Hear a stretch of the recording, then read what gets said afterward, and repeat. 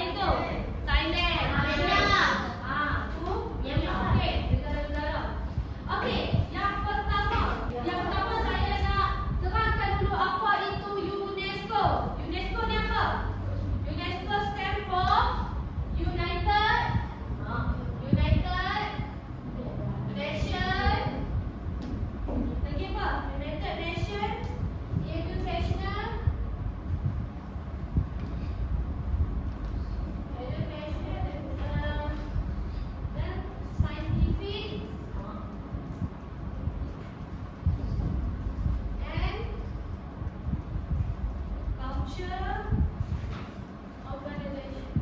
Sebut seorang. Alisa, sebut seorang. Apa itu UNESCO?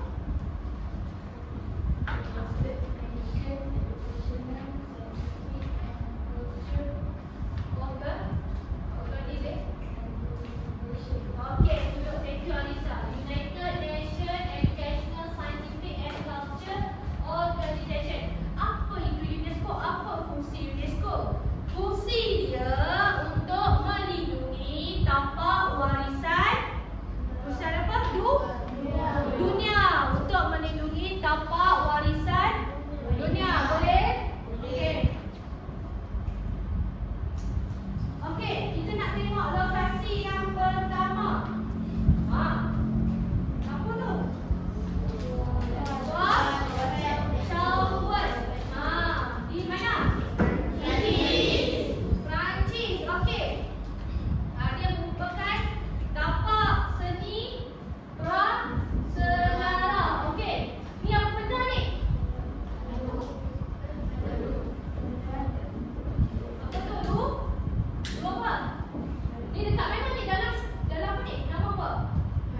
Dalam gua. Jadi apa dia? Ni apa?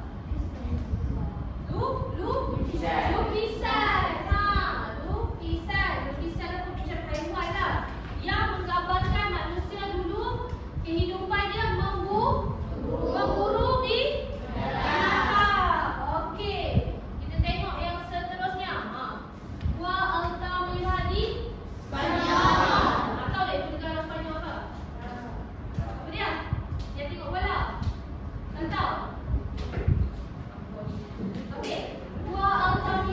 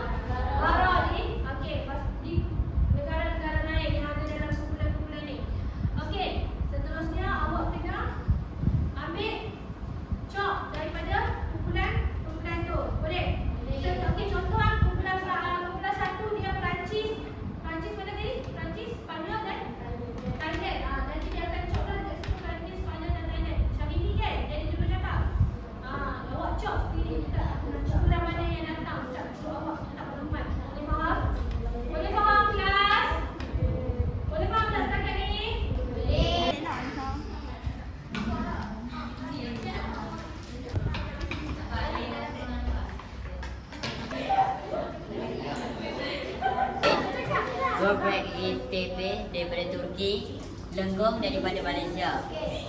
Okey, Stonehenge dibina antara 3,700 hingga 1,600 sebelum Masihi. Yang manusia adalah lembaga yang berhias selama 1,000 Masihi. So, teknologi menemukan rakam manusia dan pengiriman ke sana. Cikgu ada bagi lembaran kerja kan? Ya.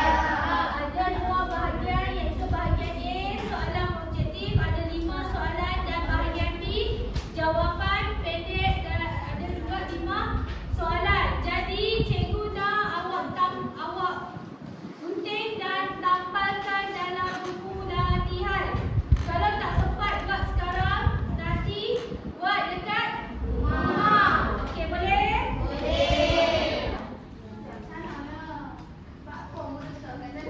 Awak pun dah faham apa itu lokasi zaman prasejarah. Okey.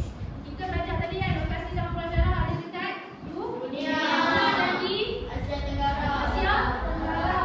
Okey. Awak bukan setakat tu je, awak pun dah pergi, tadi kita buat aktiviti, awak dah pergi bergembara di negara-negara yang lain. Okey. Jadi kenapa pentingnya kita belajar lokasi zaman prasejarah tu? Kenapa pentingnya? Sebab kita nak faham apa dia? Cara hidup manusia. Okey, kita nak faham cara hidup manusia. Okey, Hayati